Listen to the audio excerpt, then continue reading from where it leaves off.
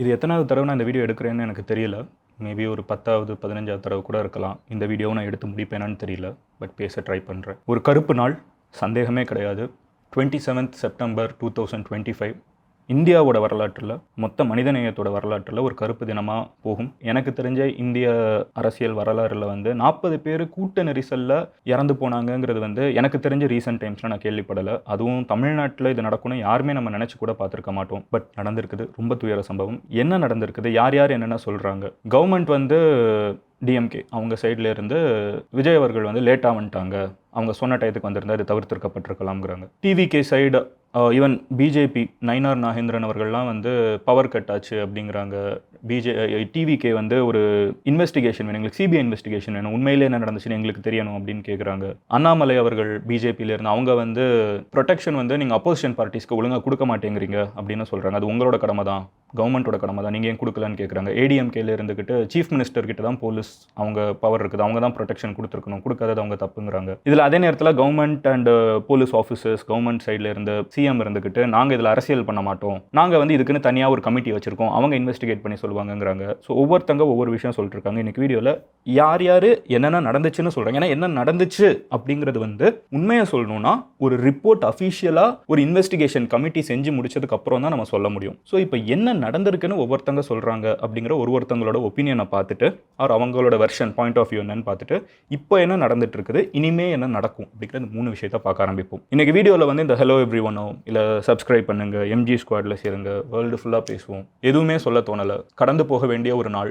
கடந்து செல்ல முடியலைனாலும் நம்ம இதில் இருக்கிற லெசன்ஸை நிறைய கற்றுப்போம். எனிவே என்ன நடந்துச்சு. ஃபர்ஸ்ட் விஷயம், கரூர் நாமக்கல். நேற்றுக்கு வீடியோ நான் போட்டிருந்தேன். நேற்றுக்கு நான் நாமக்கல்ல வீடியோ போட்டிருந்தப்போ, நேற்றுக்கு வீடியோ போய் பாருங்க, எனக்கு என்ன தெரியும் இதெல்லாம் நடக்கும்னு. நேற்றுக்கு மத்தியானம் நான் வீடியோ போட்டப்போ அதில் நான் சொல்லியிருந்தேன், கூட்டம் ரொம்ப அதிகமாக இருக்குது, இடம் ரொம்ப நேரோவாக இருக்குது, அந்த இடத்துல ஒரு போர்டு கூட விழுந்துருச்சு. நான் பார்த்துட்டே இருக்கேன், லைவ் ஃபீட் பார்த்துட்டு இருக்கப்போ கரெக்டாக உள்ளுக்குள்ள வண்டி வந்த உடனே அவங்க பேச ஆரம்பிக்கிறதுக்கு முன்னாடி அந்த போர்டு கீழே வந்துச்சு. அதுவே கொஞ்சம் பயமாக இருந்துச்சு. அதுவே நான் நேற்றுக்கு வீடியோவில் பேசியிருந்தேன். இந்த நெரிசலான இடங்கள் அப்படிங்கிறது பார்க்குற எல்லாருக்குமே இருக்கிற ஒரு கன்சர்ன். அதில் எந்த கட்சியாக நீங்கள் இருந்தீங்கனாலும் இந்த இடங்கள் ஏன் இது டிவிகே சைடு என்ன சொல்கிறாங்க, நாங்கள் கேட்டது வேறு, அவங்க கொடுத்தது வேறுன்னு. கவர்மெண்ட் சைடு டிஎம்கே சைடு என்ன சொல்கிறாங்க, அவங்க கேட்டது இதை விட சின்னதாக இருந்துச்சுங்கிறாங்க. இதுக்குள்ளே நம்ம போக வேணாம். நம்ம நியூட்ரல் அப்சர்வர்ஸ், நம்ம வெளியிலேருந்து பார்க்குறப்போ யார் என்ன சொன்னாங்கன்னு நம்மளுக்கு தெரியாது, அதுக்கு காலம் பதில் சொல்லும். பட் அந்த இடங்களில் இவ்வளோ கூட்டங்கள் சேர்றது சரியான விஷயமானு கேட்டிங்கன்னா 100% இல்லைன்னு நான் நேற்றுக்கு வீடியோ நீங்கள் போய் பாருங்கள், நான் சொல்லியிருக்கேன். நான் மட்டும் இல்லை, இதை நிறைய பேர் இதுக்கு முன்னாடி பேசியிருக்காங்க. இந்த நேரோவான ஸ்ட்ரீட்டுக்குள்ளே ஏன் இவ்வளோ கூட்டம் சேரணும், ஏன் இந்த இடத்துல பேசணும், வேறு இடங்கள் கிடைக்கலையா, வேறு இடங்கள் கேட்டால் கிடைக்காதா, இந்த மாதிரி நிறைய கேள்விகள் நம்மளுக்கு இருந்துச்சு. ஏன் இந்த மாதிரி நேரோ இடங்கள்னு. நேற்றுக்கு எனக்கு அந்த நாமக்கல்ல நடந்ததை பார்த்த உடனே அதுதான் தோணுச்சு, ஏன் இந்த நேரோவான இடம், ஏன் இந்த மாதிரி போர்டெல்லாம் உங்களுக்கு யாருக்காவது ஏதாவது ஆயிடுச்சுன்னு என்ன பண்ணு. நேற்றுக்கு கரூருக்கு அதுக்கப்புறம் நாமக்கல் டு கரூர் ஒரு 1/2 hour 1 hour ரொம்ப சின்ன டிஸ்டன்ஸ் தான். பட் வண்டி சுத்தமாக மூவ் ஆக முடியல, ஸ்லோவாக ஊர்ந்து வந்துட்டு இருக்குது. நேற்றுக்கே சொன்னேன், ஸ்பீடெல்லாம் நீங்கள் கால்குலேட் பண்ணி பார்த்தீங்கன்னா 5 km/h ஸ்பீடில் வந்தால் பெரிய விஷயம். அப்படி தான் வண்டி வந்துட்டு இருக்குது. அவ்வளோ கூட்டம். கரெக்டாக அந்த ஸ்ட்ரீட்டுக்குள்ளே என்ட்ரு ஆகுறாங்க. இட் இஸ் அ நேரோ ஸ்ட்ரீட், அதில் செகண்ட் தாட்ஸே கிடையாது. அந்த நேரோ ஸ்ட்ரீட்டுக்குள்ளே அவங்க என்ட்ரு ஆகிறாங்க. என்ட்ராகி அவங்க பேசுறதுக்கு முன்னாடியே பார்த்தீங்கன்னா அங்கே ஆம்புலன்ஸ் போகிறத நம்ம பார்க்க முடியுது. நிறைய நான் சொன்ன மாதிரி நயினார் நாகேந்திரன் அவர்கள், பாஜகவை சார்ந்த தலைவர் அங்கே பவர் கட் 3 தடவை ஆச்சுங்கிறாங்க. நாங்கள் இல்லை, எனக்கு தெரியாது. அதுக்கு எந்த மீடியாவை நம்புறதுன்னு தெரியல. நான் ரொம்ப ப்ராக்டிக்கலாக மனசுலேருந்து பேசணும்னு நினைக்கிறேன். எந்த மீடியாவை நம்புறதுன்னு தெரியல. ஒவ்வொருத்தங்க ஒன்று சொல்கிறாங்க. இதனால் பேர் இவங்க இதை சொன்னாங்கன்னா நான் அவங்க பேர் சொல்லிடுறேன். ஸோ அந்த இடத்துல நம்ம பார்த்தது, நம்ம கண்ணால் பார்க்க முடிஞ்சது ஆம்புலன்ஸ் 2-3 போகுது. விஜயனாவே மேலே இருந்துக்கிட்டு கேட்குறாங்க, கீழே ஒருத்தங்க மயங்கி விழுந்திருக்காங்கன்னு ஒன்று, தண்ணி வேணுமானலாம் சொல்லி தூக்கி போடுறதெல்லாம் பார்க்க முடியுது. பேசுகிறாங்க, பேசிகிட்டே இருக்கிறப்ப ஆம்புலன்ஸோட நம்பர்ஸ் இன்க்ரீஸ் ஆகிட்டே இருக்குதுன்னு நம்மளால அங்கே பார்க்க முடியுது. விஷுவலாக இது நடந்துச்சு. Yes, it happened. அதுக்கு வழி விடுறாங்க, போகிறாங்க. இதெல்லாம் நடந்துச்சா? பேசி முடிச்சதுக்கு அப்புறம் இந்த மொத்த அசம்பாவிதமும் நடந்திருக்குங்கிறது தான் எல்லாரோட ஜென்ரல் பாயிண்ட் ஆஃப் வியூவாக இருக்குது. காமன் பாயிண்ட்ஸ் எல்லாருமே ஒரே விஷயத்த சொல்லுவாங்கல்ல, அந்த மாதிரி சொல்லக்கூடிய விஷயம். இது பேசி முடிச்சதுக்கு அப்புறம் தள்ளுமுள்ளி ஏற்பட்டிருக்குது. அண்ட் சில பேர் அதை பேசிட்டு இருக்கப்பமே சில பேர் மயங்கி விழுந்துட்டாங்கன்னு சில வீடியோஸ் கூட போட்டிருந்தாங்க. பட் அகைன் அந்த towards the end of that speech இந்த தள்ளுமுள்ளி ஏற்பட்டிருக்குது. ஒருத்தங்க மயங்கி விழுந்திருக்காங்க, ஆம்புலன்ஸ்ல அங்கங்கே கூப்பிட்டு போயிருக்காங்க. பட் இதுக்கு நடுவில் அட் சம் பாயிண்ட் எதுங்கிறது தான் இன்னைக்கு எல்லாருமே ஒரு வெர்ஷன் சொல்லிட்டு இருக்காங்க. எந்த பாயிண்ட்ல இந்த மேக்ஸிமம் ட்ரிகருங்கிறது இன்னும் ஏன்னா யாருக்குமே தெரியாது. அது ஒரு கூட்டம், ஆயிரக்கணக்கான மக்கள் இருக்காங்க. என்ன நடந்திருக்குன்னு யாருமே எக்ஸாக்டாக சொல்ல முடியாது. அதுக்கு ஒரு இன்வெஸ்டிகேஷன் கமிட்டி வச்சு தான் சொல்லணும். டெல்லியில் வந்து ரயில்வே ஸ்டேஷனில் அந்த கும்பமேளாக்கு போகிறப்போ அங்கே யார் என்ன பண்ணுவாங்க, அந்த இடத்துல வந்து ஸ்டாம்பீடில் இறந்து போனாங்க, மிதிச்சு மக்கள் இறந்து போனாங்க, ஒரு ட்ரெயினை மிஸ் பண்ணிடக்கூடாதுன்னு நினச்சி. ஸோ இந்த இடத்துல எது ட்ரிகர் ஆச்சு, அந்த இடத்துல பார்த்தீங்கன்னா ஏதோ 4 ரோடை வந்து பிளாக் பண்ணிட்டாங்க. அந்த டெல்லியில் சொல்கிறேன், டெல்லியில் வந்து அந்த பிளாட்ஃபார்ம் இருக்குல்ல, பிளாட்ஃபார்மில் வந்து 2 பிளாட்ஃபார்மை பிளாக் பண்ணிட்டாங்க, 2 பிளாட்ஃபார்ம் தான் ஓப்பன் பண்ணியிருந்தாங்க. அப்போ எல்லாருமே இதுக்குள்ளே போகணும்னு நினைக்கிறப்போ அந்த அசம்பாவிதம் ஏற்பட்டுச்சுங்கிறது நம்மளுக்கு ஒரு வாரம் கழிச்சு தெரிஞ்சிச்சு. ஸோ இதுக்கு இன்வெஸ்டிகேஷனுக்கு நம்ம டைம் விட்டுருவோம். ஏன்னா எல்லாருமே இன்வெஸ்டிகேஷன் கேட்குறாங்க. ஸ்டேட் கவர்மெண்ட் ஒரு இன்வெஸ்டிகேஷன் போட்டிருக்காங்க, டிவிகே சைடில் இருந்து வந்து இன்னொரு ஒரு இன்வெஸ்டிகேஷனும், சிபிஐ வேணும் எங்களுக்கு இதில் நிறைய கேள்வி இருக்குது, எங்களுக்கு சிபிஐ இன்வெஸ்டிகேஷன் வேணும்னு கேட்டிருக்காங்க. மதுரை கோர்ட் அப்ரோச் பண்ணியிருக்காங்க. சொன்ன மாதிரி ஆப்போசிட்டில் இருக்கிற ஏடிஎம்கே அவங்களோட ஹெட் எடப்பாடி அவர்கள் வந்து எங்களுக்கு ப்ரொடெக்ஷன் கொடுக்காம போனது ஏன்னு கேள்வி இருக்குது, நாங்கள் கேட்குற இடங்களை நீங்கள் கொடுக்குறதில்ல அப்படின்னு அவர் பேசியிருக்காரு. ஸோ எல்லாருமே ஒரு வருஷன் சொல்கிறாங்க. அகைன் நான் கமிங் பேக் டு டாபிக், இந்த பேச்சு முடிகிற டைமும் பேச்சு முடிஞ்சு கொஞ்ச நேரத்துலையும் வந்து இந்த தள்ளுமுள்ளு ஏற்பட்டிருக்கணும். நியூஸ் வந்து கொஞ்சம் கொஞ்சமாக வர ஆரம்பிச்சது. நான் உங்ககிட்ட அப்படியே சொல்கிறேன். ஸ்டார்டிங்கில் நாங்கள் 10 பேர் மயக்கோன்னாங்க, திடீர்னு 10 பேர் இறந்துட்டாங்கிறாங்க, 20, 30, இப்போ நான் இந்த வீடியோ எடுக்கிறதுக்கு முன்னாடி 40 பேர் இறந்துட்டாங்கன்னு சொல்கிறாங்க. அண்ட் 100 பேருக்கு மேலே இன்னும் ஹாஸ்பிட்டலில் இருக்காங்க, காயப்பட்டிருக்காங்க அப்படிங்கிறாங்க. துர்சம்பவம் நடந்துருச்சு. என்ன எக்ஸாக்டாக நடந்துச்சு வெயிட் பண்ணி பார்க்கணும். பட் இதுக்கப்புறம் என்ன நடந்துட்டு இருக்குது, நடந்து முடிஞ்சு கொஞ்ச நேரத்திலே வந்து அந்த கரூரோட எக்ஸ் மினிஸ்டர் செந்தில் பாலாஜி அவர்கள் வந்து I think less than ½ an hour வந்து அவங்க ஹாஸ்பிட்டல் போயிட்டாங்க. அண்ட் சீஃப் மினிஸ்டர்ஸ் அப்புறம் கலெக்டர்ஸ் கூட திருச்சி, சேலம், திண்டுக்கல் எல்லா கலெக்டர்ஸையுமே வந்து கரூருக்கு போகணும்னு சொல்லி சீஃப் மினிஸ்டர் இன்ஸ்ட்ரக்ட் பண்ணியிருக்காங்க. சீஃப் மினிஸ்டர் டேரெக்டாகவே நைட்டாக அங்கே போய் விசிட் பண்ணியிருக்காங்க. ஆல்மோஸ்ட் டிஎம்கேல இருக்கக்கூடிய எல்லா மினிஸ்டர்ஸும், செந்தில் பாலாஜி எக்ஸ் மினிஸ்டர், அன்பில் மகேஷ் அவர்களாக இருக்கட்டும், மா சுப்பிரமணியம் அவர்களாக இருக்கட்டும், ஹெல்த் மினிஸ்டர், எல்லாருமே வந்து வரிசையாக வர ஆரம்பிச்சிட்டாங்க. ஹாஸ்பிட்டல் ஃபுல்லாக வந்து இந்த மினிஸ்டர்ஸ் இருந்தாங்க. டிஎம்கே மினிஸ்டர்ஸ், செந்தில் பாலாஜி அவர்கள் தான் மோஸ்ட்டாக விஷுவலாக மீடியாவில் பார்க்குறப்ப எல்லா இடத்துலையுமே இருந்தாங்க. நைட் வந்து மாநாடு முடியுது. அங்கேருந்து கிளம்பி சென்னைக்கு ஃப்ளைட்டில் வந்து இறங்குறாங்க. வந்து விஜயனா இறங்குறப்போ அவங்க ப்ரெஸ்ஸை பார்க்கல அப்படிங்கிறதும் ஒரு மிகப்பெரிய விமர்சனமாகுது. இப்போமாவது நீங்கள் ஏதாவது பேசியிருக்கணும், இல்லை நீங்கள் கரூர்லேயே இருந்து நீங்கள் மீட் பண்ணியிருக்கணும், ஏன் பார்க்கல அப்படிங்கிறது ஒரு மிகப்பெரிய விமர்சனமாக இருக்குது. அதுக்கப்புறம் ஃபர்தர் இதெல்லாம் நடந்து முடிக்குதா, ஓகே. இப்போ வந்து ஒருத்தங்களா நைட்டாக எல்லாருமே போயாச்சு. அதுக்கப்புறம் வந்து எடப்பாடி பழனிசாமி அவர்கள் அங்கே போகிறாங்க, நாம் தமிழர் கட்சி அங்கே ஐ திங்க் அவங்களும் போயிருக்காங்க.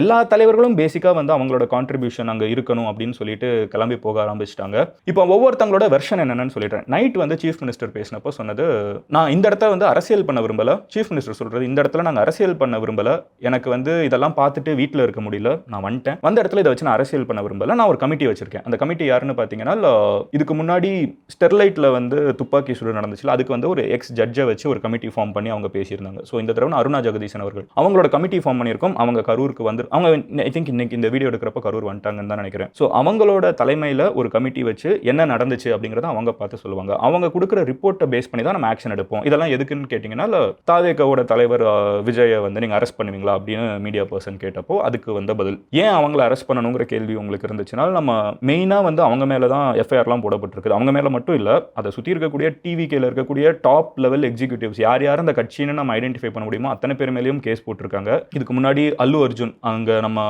ஹைதராபாத் தெரியும், அந்த ஒரு இடத்துல அல்லு அர்ஜுனை வந்து ஐ திங்க் ஒரு நாள் அரெஸ்ட் பண்ணி அடுத்த நாள் காலையில் விட்டாங்க. அது ஒரு பெரிய பேசு பொருளாக இந்தியா ஃபுல்லாக பேசப்பட்டுச்சு அல்லு அர்ஜுன். ஏன்னா அது காரணம் வந்து கூட்ட நெரிசலில் ஒருத்தங்க இறந்துட்டாங்க, இவங்க பெர்மிஷன் கேட்காம வந்துட்டாங்க, அவங்க பதிலுக்கு இல்லை நாங்கள் பெர்மிஷன் கேட்டோம், கேட்டதுக்கப்புறம் அவங்க பெர்மிஷன் கொடுக்கல. அந்த 2 சைடுமே வந்து என்னதான் நடந்துச்சு, பெர்மிஷன் கேட்டாங்களா கேட்கலையா அப்படிங்கிறது வந்து அந்த கேஸ் எல்லாம் மொத்தமாக முடிகிறப்போ தான் தெரியும். ஏன்னா இதெல்லாம் கேஸாக இன்னும் போயிட்டு இருக்குது, நம்ம இப்போவே வந்து ஜட்ஜ் பண்ண முடியாது. ஸோ இந்த இடத்துல சொல்லப்படுறது என்னன்னா, இவங்களும் வந்து சீஃப் மினிஸ்டர் வந்து நேற்றுக்கு நைட்டே போய் பார்த்து அப்புறம் இறந்தவங்களோட வீட்டுக்கெல்லாம் போயிருக்காங்க.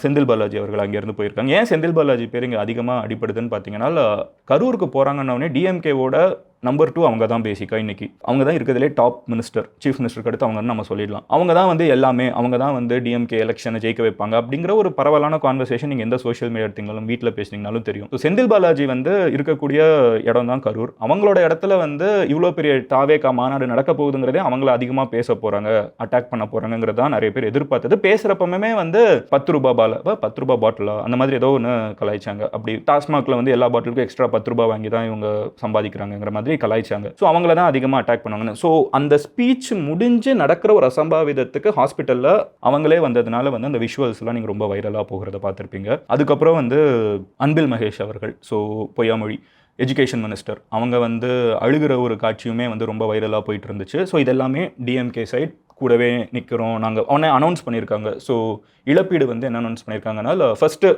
Central government. ஸோ இதுக்கெல்லாம் நடுவில் வந்து பார்த்தீங்கன்னா பிரைம் மினிஸ்டரும் வந்து ட்வீட் பண்ணியிருக்காரு. ஸோ பிரைம் மினிஸ்டர் வந்து இறந்தவங்களுக்கு 2 லட்சம் ரூபாய் பிஎம் ஃபண்டில் இருந்து காயப்பட்டவங்களுக்கு 50,000 ரூபாய் கொடுத்துருக்காங்க. டிஎம்கே வந்து ஸ்டேட் கவர்மெண்ட், அவங்க டிஎம்கேல ஸ்டேட் கவர்மெண்ட், சென்ட்ரல் கவர்மெண்ட் வந்து 2 லட்சம் ரூபாய் 50,000, ஸ்டேட் கவர்மெண்ட் வந்து இறந்தவங்களுக்கு 10 லட்சம் ரூபாய், 1 லட்சம் ரூபாய் காயப்பட்டவங்களுக்குன்னு இன்னைக்கு காலையில் தமிழக வெற்றி கழகம், ஸோ அவங்களோட மாநாட்டில் தான் எல்லாமே நடந்துச்சு. ஸோ அவங்க வந்து 20 லட்சம் ரூபாய் இறந்தவங்களுக்கும் 2 லட்சம் ரூபாய் காயப்பட்டவங்களுக்கும் சொல்லிட்டு அனௌன்ஸ் பண்ணியிருக்காங்க. இதெல்லாம் நடந்திருக்கிறது, ஒவ்வொருத்தங்க ஒவ்வொன்றா அனௌன்ஸ் பண்ணுறாங்க. ஸோ இப்போது நான் சொன்ன மாதிரி நிறைய டிஸ்ட்ரிக்டில் இருக்கிற கலெக்டர்ஸ், திருச்சி, சேலம், திண்டுக்கல் அவங்களெல்லாம் அனுப்பிச்சிருக்காங்க. எல்லாமே கவர்மெண்ட் வந்து இதை அந்த மாதிரி ஹேண்டில் பண்ணிட்டுருக்காங்க.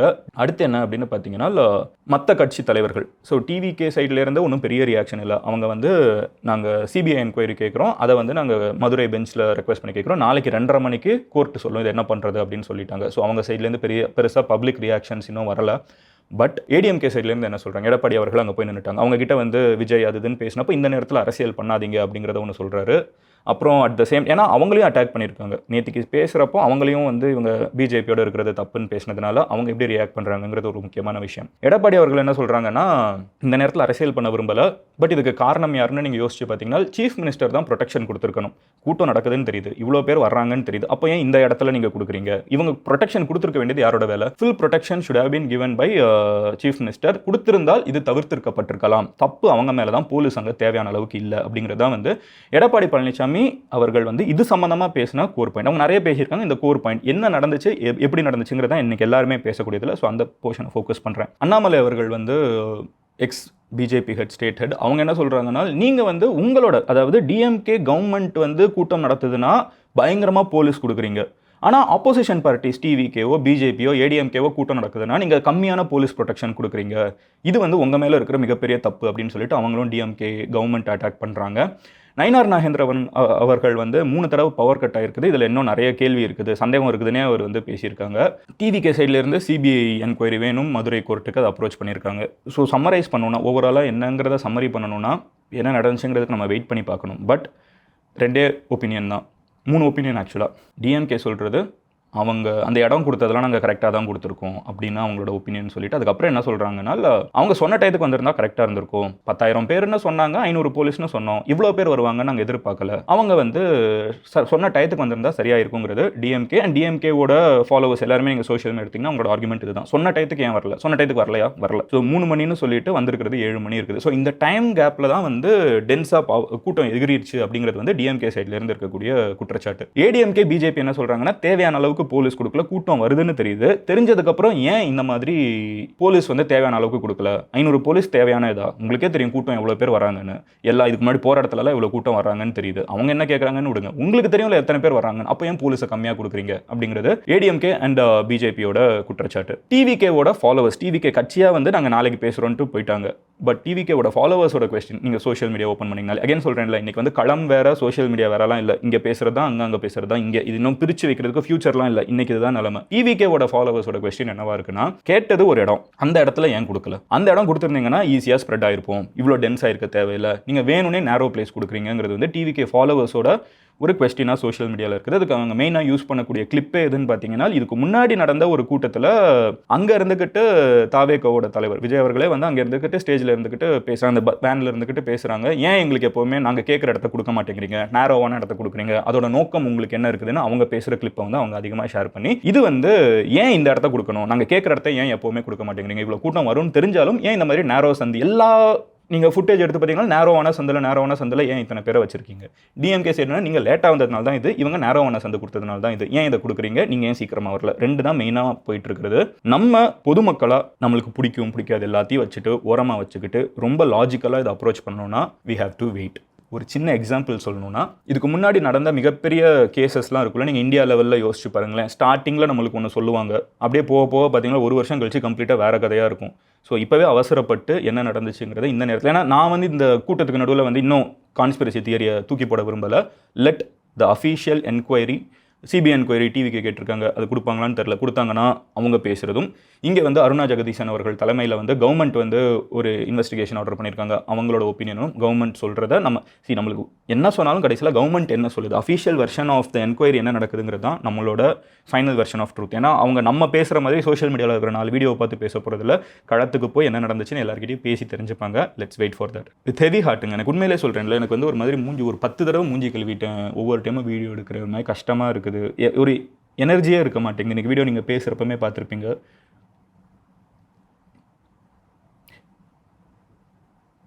நாற்பது பேர் இறந்து போய் எனக்கு தெரிலங்க, இது என்னதுன்னு எனக்கு புரியலைங்க. நான் அப்படி ஒன்று கேள்விப்பட்டதே இல்லை.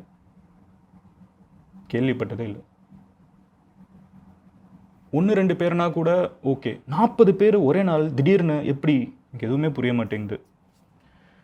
just feeling extremely sad and it's a black day without second thoughts. Bye.